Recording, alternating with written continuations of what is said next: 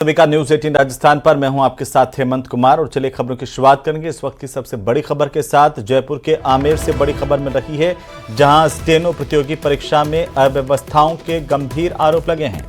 परीक्षा के दौरान वॉइस साउंड नहीं आने से परीक्षार्थियों को परेशानी हुई है। नाराज परीक्षार्थियों ने कॉलेज के बाहर धरना दिया।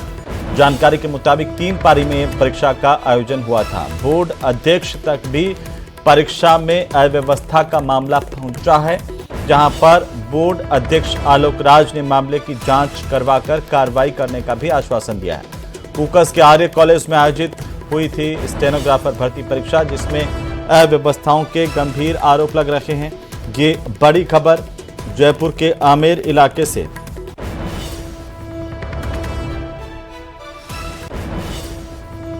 और इसी बीच एक और बड़ी खबर वन रक्षक भर्ती परीक्षा पेपर लीक मामले से जुड़ी हुई, जिसमें एसओजी ने पेपर लीक मामले के 4 आरोपियों को गिरफ्तार कर लिया है। बांसवाड़ा के राजतालाब थाना इलाके में गिरफ्तारी हुई है, जिसमें शारदा, भियाराम, देवाराम और कमलेश की गिरफ्तारी की गई है। सभी पर आईपीसी की धाराओं में मुकदमा दर्ज किया गया, जिसमें धारा 420, 120B आईटी एक्ट में केस दर्ज हुआ है। बाड़मेर के टेकरी गारियावास में यह सॉल्व पेपर पढ़ाया गया था। नवंबर 2022 में वन रक्षक भर्ती परीक्षा 2020 का आयोजन हुआ। पिछले दिनों सांवलाराम की गिरफ्तारी हुई थी, जिसके बाद अब गिरफ्तारियों का सिलसिला तेज हो गया है। शारदा उदयपुर, भियाराम बाड़मेर, देवाराम और कमलेश जालोर के रहने वाले बताए जा रहे हैं। तो राजस्थान में एक के बाद एक पेपर लीक को लेकर बड़ी गिरफ्तारियां हो रही है एसओजी की तरफ से। अब वन रक्षक भर्ती परीक्षा मामले में पेपर लीक को लेकर के 4 आरोपियों की गिरफ्तारी की गई है। बाड़मेर के टेकरी गारियावास में ये सॉल्व पेपर अभ्यर्थियों को पढ़ाया गया था। इस बात का बड़ा खुलासा हुआ है। इस खुलासे के बाद वन रक्षक भर्ती परीक्षा भी संदेह के घेरे में आ गई है।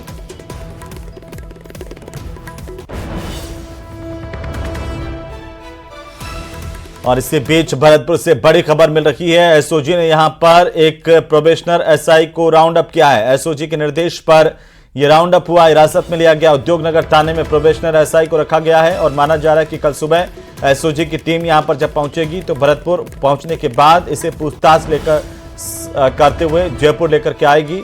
ये बड़ी जानकारी और इसी बाद इसकी गिरफ्तारी को दिखाया जाएगा। बहरहाल ये आरोपी हिरासत में लिया गया। पेपर लीक को लेकर एसओजी लगातार एक्शन में है और कल ही बड़ी गिरफ्तारी मोनिका जाट के रूप में हुई थी। आज एक और हिरासत में लेने की जानकारी सामने आ रही है। एसओजी के निर्देश पर यह प्रोबेशनर एसआई डिटेन किया गया है। हिरासत में लेकर इसे पूछताछ की जा रही है, इसे राउंड अप किया गया है। बहरहाल उद्योगनगर थाने में इसे रखा गया है और जानकारी के मुताबिक एसओजी की टीम यहां पर सुबह भरतपुर पहुंच जाएगी। तो वहीं राजस्थान कोचिंग सेंटर नियंत्रण और विनियमन विधेयक 2025 विधानसभा में पेश किया गया। यह bill deputy CM doctor Premchand Bairwa ने पेश किया और इस बिल को कैबिनेट ने 8 मार्च को ही मंजूरी दी थी। इसे छात्रों के हित में एक बड़ा कदम बताया जा रहा है। रिपोर्ट देखिए।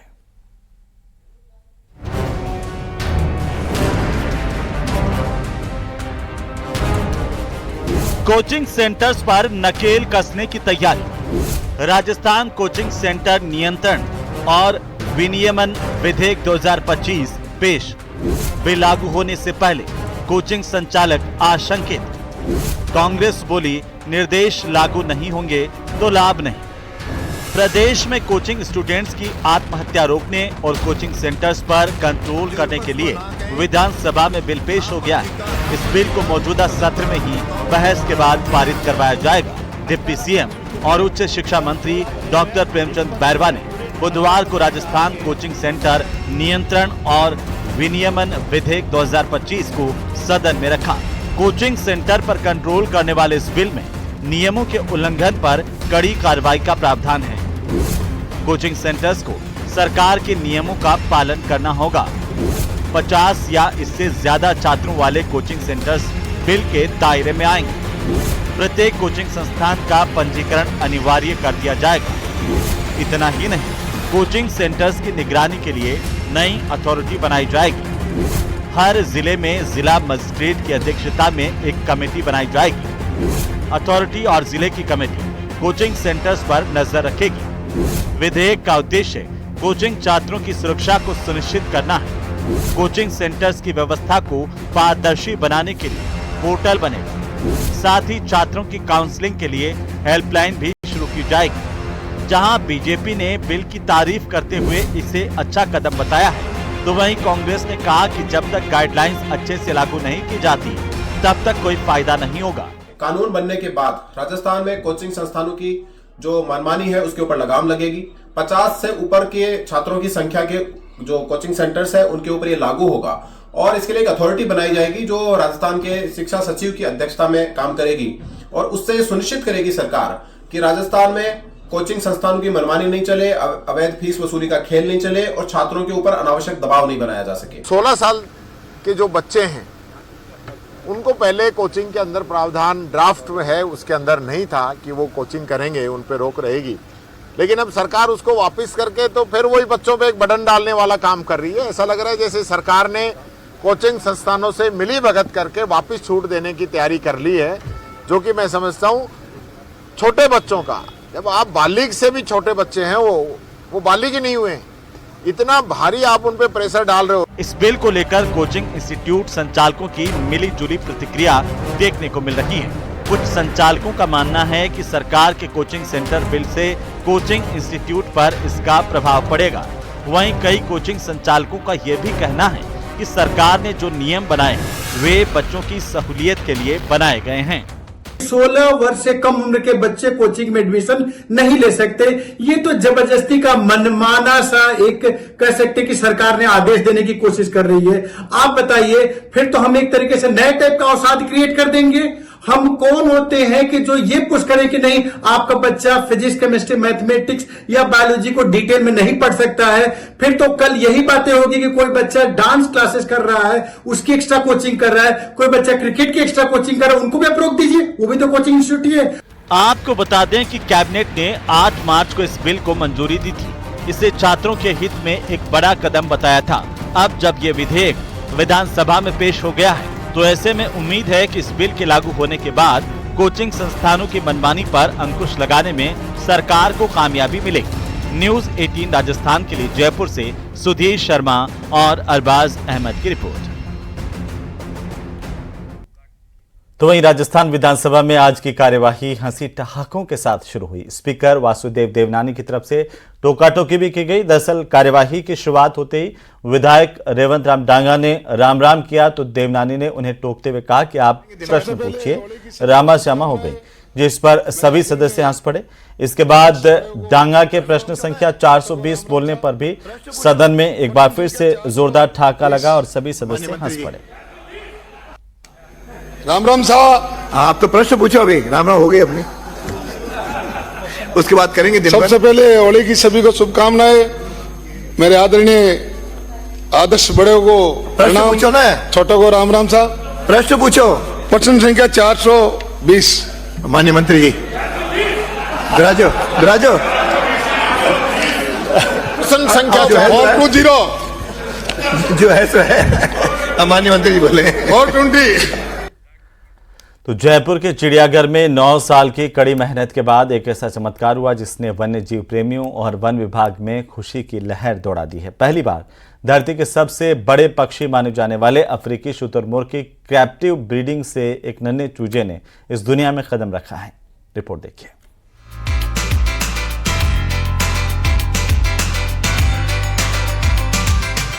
जयपुर चिड़ियाघर में 9 साल बाद हुआ चमत्कार। शुतुरमुर्ग के जोड़े का प्रजनन रहा कारगर। वन्य जीव प्रेमियों में हर्ष अपार।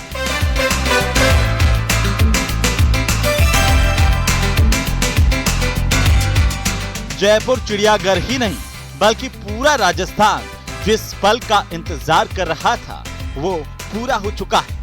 जी हां, धरती के सबसे बड़े पक्षी शुतुरमुर्ग को जयपुर चिड़ियाघर का माहौल रास आया है, जिसका परिणाम है कि यहां पर पहली बार मादा शुतुरमुर्ग अवंतिका के अंडे से बच्चे का जन्म हुआ है।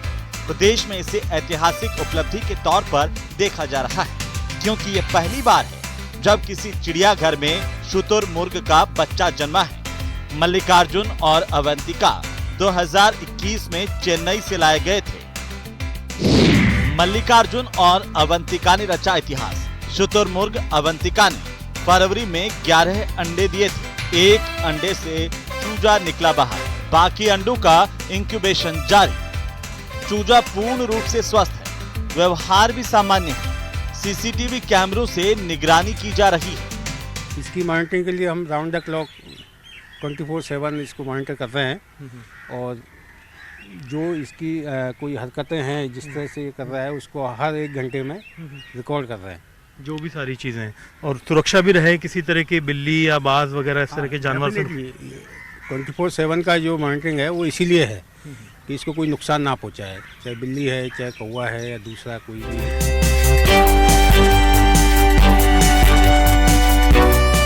इससे पहले जून 2022 में भी जोड़े ने अंडे दिए थे, लेकिन तब चूजे नहीं निकले थे। वरिष्ठ वन्य जीव चिकित्सक डॉक्टर अशोक तंवर ने बताया कि शुतुरमुर्ग का सफल प्रजनन प्राकृतिक वातावरण और संतुलित आहार के कारण संभव हुआ है। वो एनवायरनमेंट जो रेगिस्तान वाला होता है, क्योंकि साउथ अफ्रीका में लगभग वो एनवायरनमेंट है, वो हमने इसको क्रिएट करा।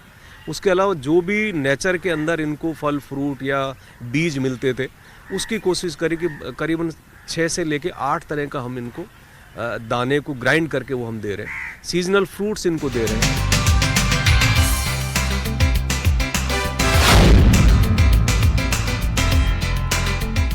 चिड़ियाघर के अधिकारी और पर्यटक चूजे को देखने के लिए उमड़ रहे हैं। इसे देखने वाली आंखों में हैरानी और खुशी का मिश्रण है, जैसे कोई चमत्कार आंखों के सामने घटित हो रहा हो। अफ्रीका महाद्वीप का यदि पक्षी है, धरती का सबसे बड़ा पक्षी है, जिसका सबसे बड़ा चूजा यहाँ पर मौजूद है, जो इतना दबंग है अपने इलाके के अंदर कि मोरों को भी यहाँ से भगाने की कोशिश करता है। वजन में एक मुर्गे के बराबर है और फिलहाल एक ख़ास तरह के जो है फूड इन्हें दिए जा रहे हैं। नर मादा काफ़ी खुश हैं, एक्साइटेड हैं, आप देख सकते हैं।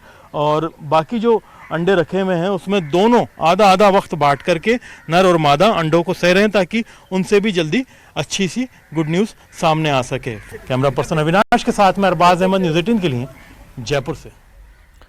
और इसी बीच भीलवाड़ा से बड़ी खबर मिल रही है, जहां पर दिन दहाड़े ज्वेलरी शॉप में लूट की वारदात हुई है। दरअसल ज्वेलरी शॉप पर ग्राहक बन करके ये बदमाश पहुंचे थे और 2 बदमाशों ने यहां पर लूट की वारदात को अंजाम दिया है। लूट की यह वारदात सीसीटीवी कैमरे में कैद हुई है। गंगापुर थाना इलाके की घटना है, जहां पर सूचना पर पुलिस मौके पर पहुंची है। इन बदमाशों की तलाश जारी है। तो ये जो तस्वीरें इस लूट की वारदात की वो सीसीटीवी में कैद हुई है। किस तरीके से यहाँ पर बदमाशों ने पूरी वारदात को अंजाम दिया वो कैमरे में कैद हुआ है। बहरहाल इन बदमाशों की तलाश पुलिस की तरफ से की जा रही है। देखिए, भीलवाड़ा से इस वक्त की बड़ी खबर। तो वहीं विधानसभा में बुधवार को अवैध बजरी खनन का मुद्दा गरमाया, जिसके चलते सदन में जमकर हंगामा हुआ। नेता प्रतिपक्ष टीकाराम जूली ने सरकार पर गंभीर आरोप लगाते हुए जवाब की मांग की। ठोस जवाब नहीं मिलने पर नेता प्रतिपक्ष टीकाराम जूली और कांग्रेस के विधायकों ने सदन से वॉकआउट कर दिया। रिपोर्ट देखिए।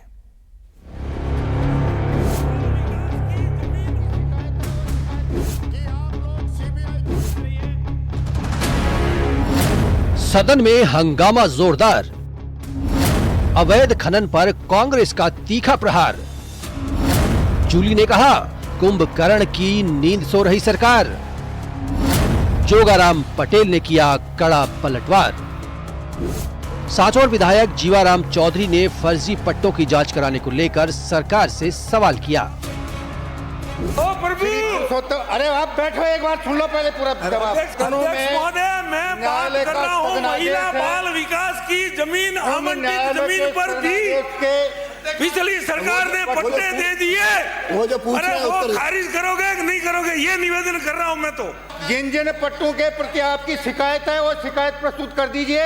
एक एक की जांच करवाकर जो विधि विरुद्ध पाए गए उन सबको निरस्त किया जाएगा। और अभी माननीय मुख्यमंत्री जी ने हमारे सदन के वरिष्ठ विधायक और पूर्व मंत्री जी के अनुरोध को स्वीकार करते हुए उनके कालखंड में किए गए सारे कार्यों की जांच करवाने की जो घोषणा की गई है उसमें ये जांच भी शामिल होगी। मंत्री झावर सिंह खर्रा ने जीवाराम चौधरी के सवाल का जवाब दिया, लेकिन चौधरी इस जवाब से संतुष्ट नहीं हुए। विधानसभा में अवैध बजरी खनन का मुद्दा जोर शोर से उठा। नेता प्रतिपक्ष टीकाराम जूली ने सरकार पर आरोप लगाते हुए कहा कि प्रदेश में अवैध बजरी खनन चरम पर है। डबल इंजन की सरकार हाथ पर हाथ धरे बैठी है। नेता प्रतिपक्ष जूली ने कहा कि अवैध बजरी खनन से जुड़ी घटनाएं लगातार बढ़ रही हैं, लेकिन सरकार इसे रोकने में पूरी तरह विफल रही है। 2 साल में 232 मुकदमे दर्ज हुए हैं। प्रदेश में जिस प्रकार से बजरी का अवैध खनन हो रहा है और आए दिन जो घटनाएं घट रही हैं, लेकिन डबल इंजन की सरकार गहरी सांस लेकर कुंभकर्णी नींद के अंदर सो रही है। और मैं समझता हूं। टीकाराम जूली ने हाईकोर्ट की टिप्पणी का हवाला देते हुए कहा कि अदालत तक को कहना पड़ा कि आप लोग सीबीआई का सहयोग नहीं कर रहे। अगर आपसे अवैध खनन नहीं संभल रहा है तो सीआरपीएफ बुलाओ, दूसरे राज्यों से मदद लो। सरकार ने माथे के ऊपर इतना बड़ा कलंक लगवाया है माननीय अध्यक्ष महोदय कि हाई कोर्ट को यह टिप्पणी करनी पड़ी कि आप लोग सीबीआई का सहयोग नहीं कर रहे हो।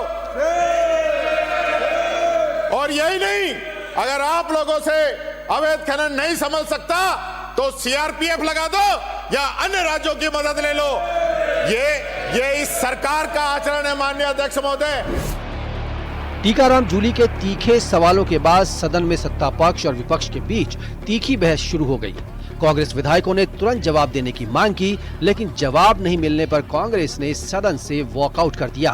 संसदीय कार्य मंत्री जोगाराम पटेल ने कांग्रेस पर पलटवार करते हुए कहा कि जिस पार्टी के राज में खनन माफिया हावी थे, पुलिस रोज पिटती थी, वो हम पर आरोप लगा रहे हैं।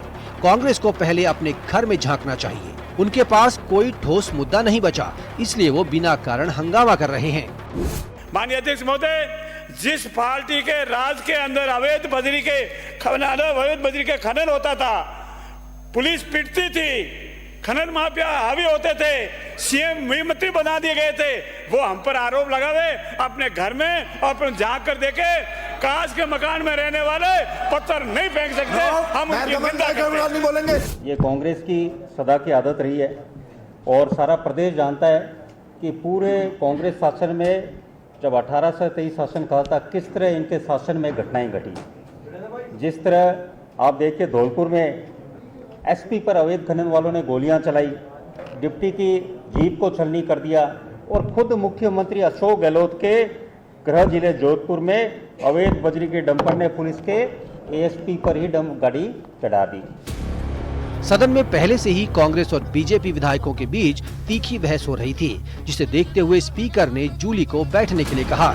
लेकिन जब कांग्रेस विधायकों को सरकार की ओर से कोई संतोषजनक जवाब नहीं मिला तो उन्होंने सदन से बाहर जाने का फैसला किया। Bureau report, news 18 Rajasthan. तो वहीं टोंक में कैबिनेट मंत्री कन्हैयालाल चौधरी ने जल जीवन मिशन को लेकर एक बार फिर गहलोत सरकार पर निशाना साधा। चौधरी ने कहा कि कांग्रेस सरकार ने कोई मेहनत नहीं की, सिर्फ पैसों का दुरुपयोग किया। टंकियां बना दी, लाइन बिछा दी, लेकिन पानी को उठाने का काम नहीं किया, पानी को फिल्टर करने का काम नहीं किया। हमने 60,000 करोड़ रुपए की योजना पर काम कर दिया है।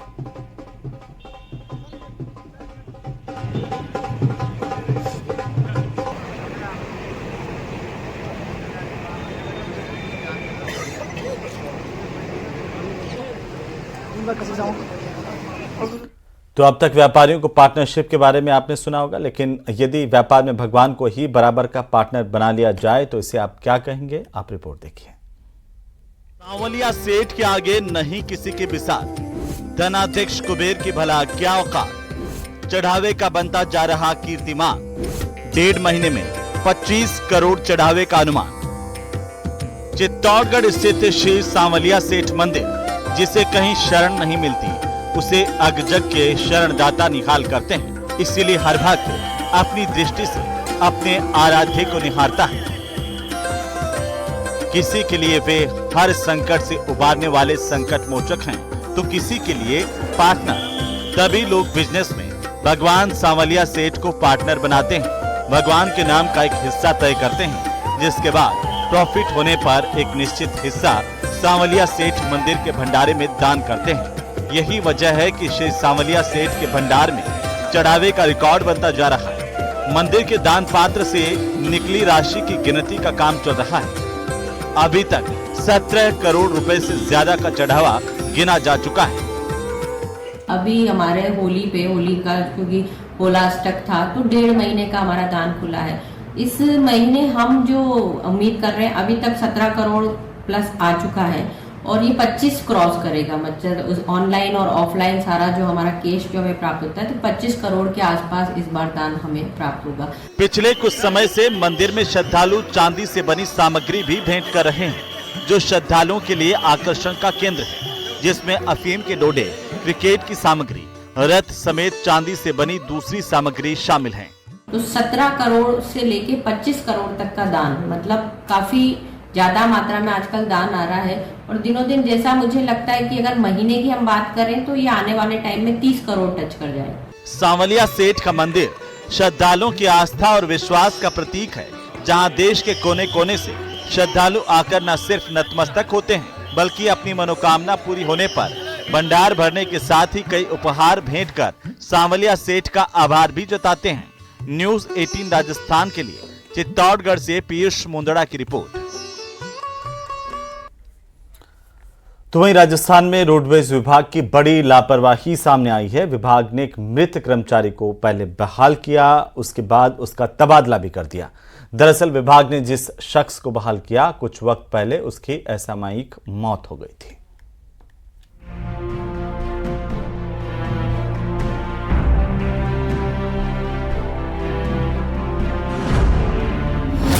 मरने के बाद मिली बहाली, बहाली के बाद मिला तबादला। अनूपगढ़ से भेजा गया जैसलमेर मुख्यालय। ये तस्वीर है अनिल स्वामी की। अनिल स्वामी अब इस दुनिया में नहीं है, लेकिन मरने के बाद भी नौकरी कर रहे हैं। रोडवेज ने उनको अनूपगढ़ से जैसलमेर मुख्यालय भेजा है। अब आप सोच रहे होंगे कि ऐसा कैसे संभव है, लेकिन विभाग चाहे तो क्या कुछ नहीं हो सकता। अब आपको पूरा माजरा बताते हैं। दरअसल मंगलवार को रोडवेज ने 17 कंडक्टर को बहाली की थी। इस लिस्ट में श्रीगंगानगर के घरसाना मंडी के रहने वाले अनिल स्वामी का नाम भी शामिल था। अनिल को बहाली के बाद अनूपगढ़ से जैसलमेर मुख्यालय भेजा गया है। राजस्थान रोडवेज का एक और कारनामा सुर्खियां बटोर रहा है। दरअसल एक मृत कर्मचारी को रोडवेज ने बहाल कर दिया। मंगलवार को एक लिस्ट जारी हुई थी जिसमें 17 सस्पेंडेड जो कर्मचारी थे यानी परिचालक थे, उनको बहाल किया गया था और उन्हें जो है नई जगह पर पद स्थापित भी कर दिया गया था। तो इसी में एक व्यक्ति जो है, जो कंडक्टर था जिसका नाम अनिल स्वामी है, उसका भी पद स्थापन कर दिया गया, उसकी भी बहाली कर दी गई। लेकिन असल में बात ये है कि उसकी मौत जो है कुछ दिन पहले हो चुकी है। लेकिन हैरानी की बात यह है कि अनिल स्वामी की कुछ दिन पहले ही मौत हो चुकी है। रोडवेज ईडी ट्रैफिक डॉक्टर ज्योति चौहान के जरिए ये आदेश जारी किया गया। अब सवाल ये है कि जो शख्स इस दुनिया में नहीं है, उसकी बहाली और तबादला कैसे हो सकता है। जाहिर है रोडवेज की बड़ी लापरवाही सामने आई है। सवाल इसमें ये उठता है कि उस सस्पेंशन के दौरान वो किसको रिपोर्ट कर रहा था और उस अधिकारी ने इसकी जानकारी मुख्यालय को क्यों नहीं दी। और इसी के चलते मुख्यालय ने एक आदेश निकाला जिसमें उसकी जो है बहाली भी की गई और उसको पद स्थापित कर दिया गया। तो ये बड़ा कारनामा जो है सामने आया है।